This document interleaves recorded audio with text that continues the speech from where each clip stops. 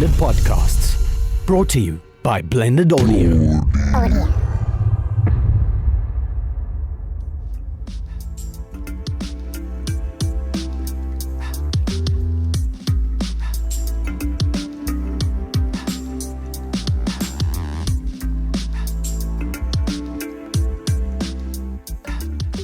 Hello and welcome to Centre Stage, the South African film and theatre podcast. I'm your host, Peter Bates.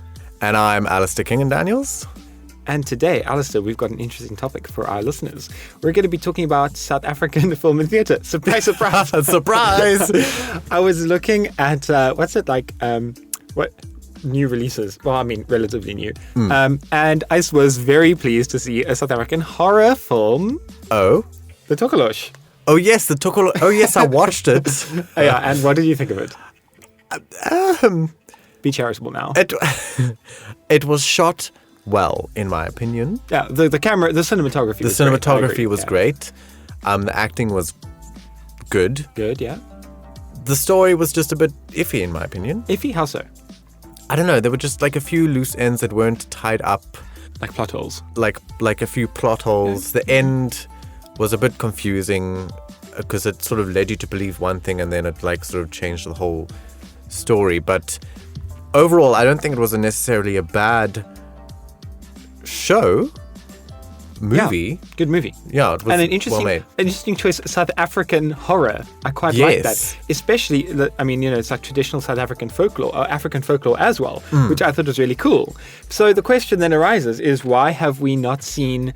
why is this a new thing? This is a cool thing, right? Yeah, why is it unique? Yeah, unique. Well, I mean, it's kind of horror. I mean, we know horror movies are really big at the moment. Yes. Like internationally, right? I mean, horror you've movies, got like a... In fact, I was reading this fascinating thing. They reckon that horror movies are like it's the most popular genre, and it's the genre that's growing in audience attendance at the fastest rate globally at the moment. I wonder why. People like being scared. I don't, personally, I don't get... Why? What's different now? Like, if it's growing? As from what it has been before. Yeah, I know what you're saying. I don't know. I to be frank, I don't get horror movies. Like, it sits with me and then I can't sleep. So I don't actually watch horror movies. I mean, I've seen a few, but, but yeah, it's definitely people like the thrill, I think. People like that dread, even if it's not real. But yeah, it's interesting to see it on a South African stage. Yeah, because when you think of South African film and theatre, and we're talking about film now, if you think about South African film, you don't automatically think of horror. Yeah, I mean, let's look at what has been, like the big ones are like. You're talking horror movies in general? No. I'm talking South African movies that have really made it big onto the world stage. It's not really explored much. Yeah, at all. There's very few that's made it onto like the big stage. I mean, okay, so yeah, it was in 2018. I mean, it's a while ago, but it was just a year. Shush. But it's, so it was a year ago, but it's still an interesting concept, an interesting idea. It's the one that always overshadows is sci-fi. Well, it's a sci-fi movie, District 9. That's the one everyone thinks about. Like, District 9. You mean District 9? Or what was that other one? Chappie. With the robot? Chappie, yeah. Chappie. So that's it. So South African science fiction, but South African horror? But I was saying in terms of like South African films that have made it through the world stage. What about that? People always think of District 9. Oh gosh, what is it called? The adaptation of the Oliver Twist story? A Boy Called Twist? No, what? A Boy Called Twist. A Boy Called Twist. Yeah. I know there's Tsotsi, which is A Boy Called also Twist. an adaptation. 2004. Okay, so a long time ago. A Boy Called Twist? I don't know. Okay, anyway. So there's that. That was really big. Tsotsi, yes, was big too. In fact... But those are films like dramas made in South people. Africa, dramas, Right. and it was made in South Africa and there were feature films. But then you get films that are focused on South Africa, but made by Hollywood. So you get like things like Invictus and stuff. So Yeah, but that was. I wouldn't call that a South African film. I would say Exactly. that was about South Africa. But I mean, that's what people think of when you say South African films on what about the okay? big Would you stage. would you have called Black Panther an African film? I would. You see, I did. You asked me this question a little bit earlier, and I said yes. In fact, you know what? Lee said it very interestingly last week. Yes. When she said that that the people who work on it, so the crew and the actors are African or South African, but the people who write the script are not. Exactly. So is it an Because it's a Hollywood movie. I mean, there's no doubt about that. Yeah. But it's sort of set. Yes, it's a fictional place. Wakanda isn't set in real, Africa. but it's set in Africa, and it's they use. Did they use Isikosa or did they? Yeah. Did they just John adapt Carney a was little in bit it? of John Carney Isikosa? was in John it? Carney was in it. But was it an African sci-fi film? I say no. I don't think so. But then you bring up what is an African film? What is an American film? Well, What an is African film is a film that is written and produced and starred in and made and shot and everything by South Africans. Yeah, but what if, hypothetical, what if you have someone in South Africa who they self-identify as African and all their crew is South African, and they write the script and they do it all original, but it's all set in America with American but issues. Why? Would that be, you and by I, your logic, that would be an African film, but I would say no. I would say no Or as South well. African film. I would say no as well, because you and I actually learnt that lesson when we did Halfway In. And we had that one character who had an American accent. And the Yes. best piece of feedback we got when Let's we change it. recruited was, why do you have an American accent in this play? It doesn't need it. Change it. Get a South African accent. And then, it just made a lot more sense. And it felt more authentic and it was better. And it was I actually felt foolish, in the first place, for thinking that was a good idea. I don't know. So I think we learned that lesson firsthand, right? Yeah. Keep it local, keep it at home. Otherwise, it's not really. It loses a bit of that authenticity, isn't it? Because isn't that what? So makes is it about It's a sense of authenticity. That's what makes it a South African film, right? Surely. Okay. I just feel like it might be like a real strange line, like a very blurry line. I think it's a very blurry line, and of course it depends on the audience. I mean, as South Africans, we're going to watch this movie and be like, this is very strange. This is not authentic. This doesn't feel real. It doesn't feel like us. Whereas, an American audience would look at something and be like, well, yeah, that's African, right? That comes from the country of Africa, where they got lions roaming around in the streets. I suppose, to break new ground, like South African horror, especially the Tokoloshi, it's great story. And I mean, to break new ground and to put that out there, it's kind of like recharacterizing how the rest of the world sees Africa, right? So let's make it authentic. Like stay true to ourselves, but stay within the genre, which is interesting. Genre, that's the thing. Because there's another genre that doesn't get talked about a lot for obvious reasons, because everyone assumes it's like a Western. Everyone, when you think of a Western, you think of Outback America. Yeah, But gunslingers, shooting, exactly. Cowboys and Indians and Native Americans. Native Americans. Cowboys and Indians and that kind of thing. Yeah, and railroads and outlaws and stuff. And then, what was that movie? 5 Fingers for Maasai. Maasai. I always want to say Marseille, and I'm like, Marseille. No. I don't. 5 Fingers for Maasai. Yes. Okay, And so that that's was a a South South African Western movie. Yeah. So that just spins it on its head, and you go, a South African Western movie. Well, it was shot in the Western Cape. That's not why it was a Western movie. Okay. So let's look at it. So we've got wide open, the setting, wide open spaces, harsh, inhospitable, semi-desert, arid. A little town that's segregated from, not segregated, not apartheid. A little town set apart from the rest of the world, in the countryside. A lack of law and order. What is that There's quote? a train. There's What even is a that train quote? track. There's a train. Okay, so the whole idea of the train Yeah. track. So it's like the only link to civilization.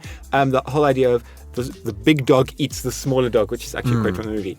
The big dog eats the smaller dog, dog eat dog. So it's like the survival of the fittest, the Revenge fastest story, fingers first, yeah. gunslinger story, revenge. Yeah, it's a Western. Of course And those it's a are all Western. tropes of an American Western, but Yeah. but they've all been like taken and incorporated into And they're so this suitable as African well. concept. They're so suitable. But now, this is fascinating. Okay, so they're so suitable that we can actually call a movie with those tropes set in Africa an African Western. Yes. So there's actually something deeper then. So if we created a new genre, Have we created a new well, genre? they Ooh, that's us. exactly. When I say Them. we, I mean South Africans as a whole. I mean, I haven't done it, right? It's like we've been to the moon. I mean, I helped. But yeah, so it's a new genre. Okay, cool. It's a relatively unknown genre. I don't think there's been anything like that before, really, like a South no, African not an Western. African. Western. Which is really cool. But also, it's kind of like looking at, I think, to me, it kind of points towards the universality of these stories, because it's like a similar story. It's being told in a completely different place.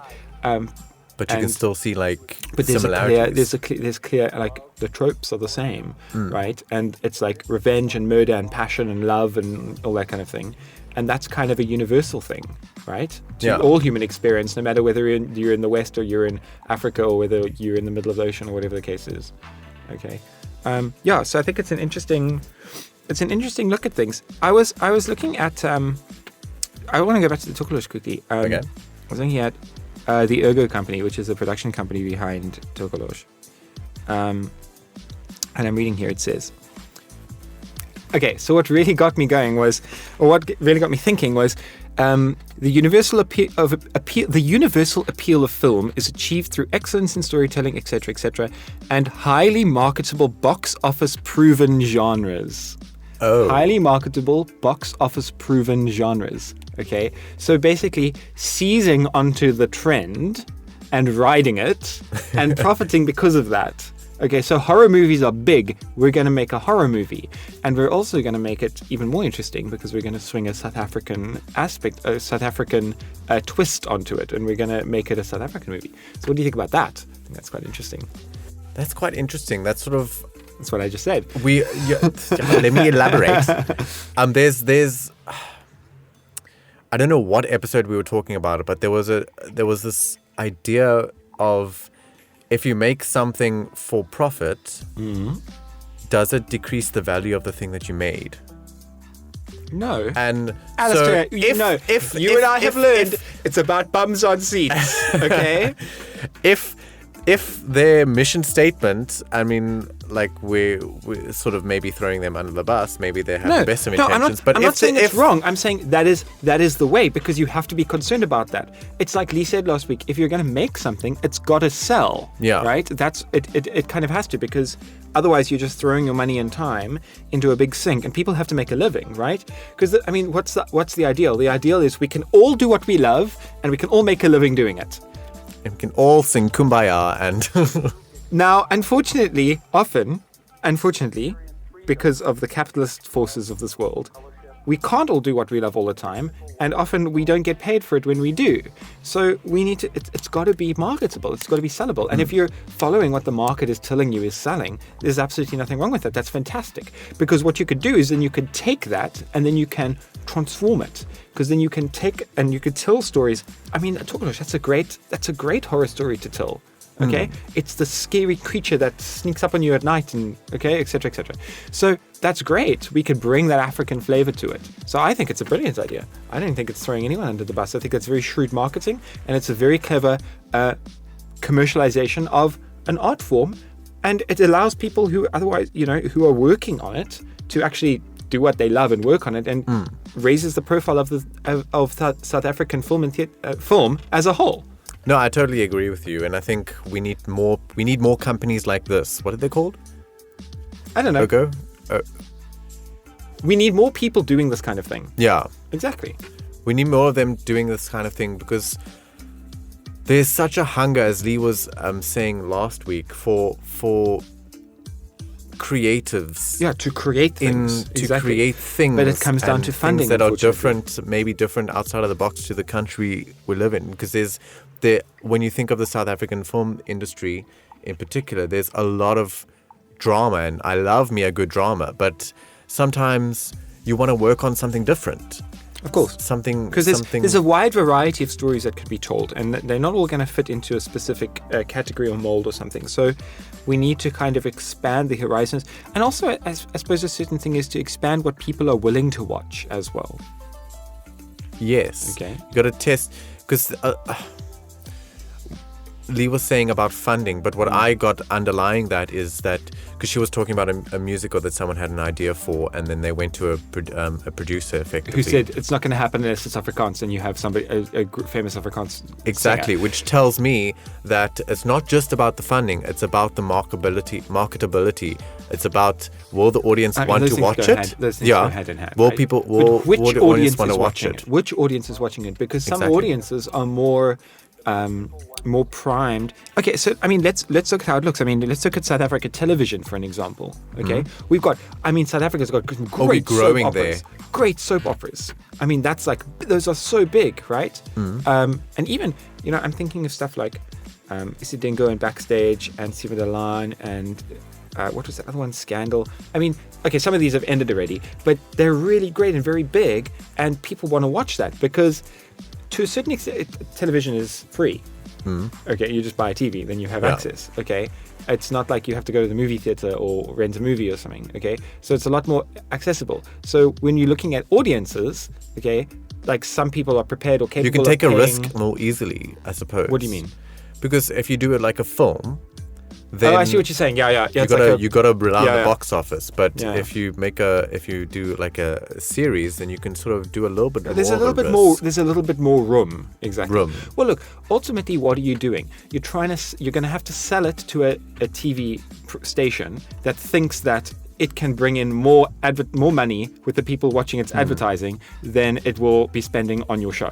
Okay, so that's basically what you're doing. Yeah. So you've got to look at, well, some audiences are more prepared to spend time or money, okay, on certain forms of media than other audiences are. Some audiences are maybe more capable of spending that than other audiences are. So again, it comes down to that audience and to that marketability of things, unfortunately. Do you think maybe we're seeing more horrors and more sci-fis and more ideas for musicals and other genres that have not been thought of as much in recent years because of the advent of like Showmax and Netflix? Wait, are you saying like Showmax and Netflix and streaming services make sci-fi? They make it because now a lot of people are leaving sort of like Okay, the barrier to DSTV entry, and sort of the barrier stuff. to entry is lower as a creator. I think the barrier to get your work on like the national stage or is lower because the costs associated are lower. I know. I don't know if they do it. I actually don't know if they do it in South Africa, but Netflix funds a lot of original shows because they need content. And I suppose Showmax does exactly the same. I mean, Netflix funded a South African show about a cop and something. What is it It's called? called Shadow. Yes. Shadow. You see it on the bus, on the My City bus Yes, stops yes. all the way. Okay, so there, brilliant, a perfect example. And I think it does lower the barrier of entry as well. And I think, But I'm not just talking about barrier of entry. I'm talking about more people because it's cheaper. They have better access to the world stage of shows. okay, and that makes which makes okay, so if we think about it, in a few years ago you had all the soap operas and Eastingos, and those were the ones that you could easily watch, and those are the ones Still today. still today. Yeah, I don't. Those see, are the I ones don't you think could that. I want to don't finish my think- point. Sorry. Those are the ones that you could easily watch, and so people were going to watch those, and you could make them very easily, right? You can pitch those ideas too. Yeah. Now we've got a wider variety of genres and stuff that people are finding are more easier to watch, because you go on Showmax and how many different shows can you go, genres and things you can watch. So now the audience for these sci-fis and these horrors are bigger in the country. I think therefore you can audiences of pitch all it sizes are easier. bigger. Yeah. But Oh, you I can see what you're pitch saying. them Yes, easier okay. to production companies. Okay, than you know, could I in the actually don't know. past. I don't know that much about it to be able to comment. I mean, that sounds reasonable. If more people are watching, then the markets for anything are bigger. So yeah, Yeah. I think you do have a point there. I don't know enough about it to actually say whether that's for sure or not. But I see what you're saying. I think I definitely see what you're saying. I think that's a good point. But you know, then again, as access to data and internet and so on and streaming services expands, you're going to get a bigger market. And yeah, people, you see, that's the thing. Video on demand is huge because you can just like press play and then you can watch whatever you want, right? And you just go to one. The dream is you go to one website and you can basically watch whatever you want. Okay, which is not exactly Slowly true. falling away. But yeah, as more people have access to internet and streaming services, yeah, then the market will expand. But why does that affect, do you think, from what I'm picking up from you, it seems like you're saying that affects like sci-fi and horror more than other genres of... No, it affects all of them, but I think it would affect those genres more because those genres aren't, as we've been discussing, haven't been easy to access. Haven't been easy to access. Oh, I see what you're saying. Oh, yes, I'm with you now. Okay. Yeah, because now it's presented as an option, so more people are likely to click on it out of, let's say, curiosity or something. And now they're going, so. I've watched all these sort of sci-fi series. What wouldn't it be nice if there was a South African sci-fi thing? Yeah, maybe. And then there's a bigger audience for that specific thing. Or maybe even just seeing like some kind of like a sci-fi series or movie or something, and seeing that it has an African twist, or it's set in South Africa or Africa or whatever, and actually thinking, oh wow, let's look at that because it is African. Do you see? It's a change. That's an interesting idea. I like that. Yeah, I think, you know, with regards to the increase in the popularity of sci-fi, speculative fiction, as I like to call it. Well, it is. It's kind of like people are unsure of the future and how their lives are going to be affected by, you know, whatever's going on around them, and people kind of reach out and search more for things that are speculative and think like, what could the future be like? And I think you know, literature and film and TV and whatever, all kinds of media have a very powerful role because they're unrestrained by the realities of the market forces and scientific progress and stuff. They're unrestrained. You can imagine any world you want. So they can ask the question, what if, and present it to the reader or the viewer in the form of a story. And that is very engaging.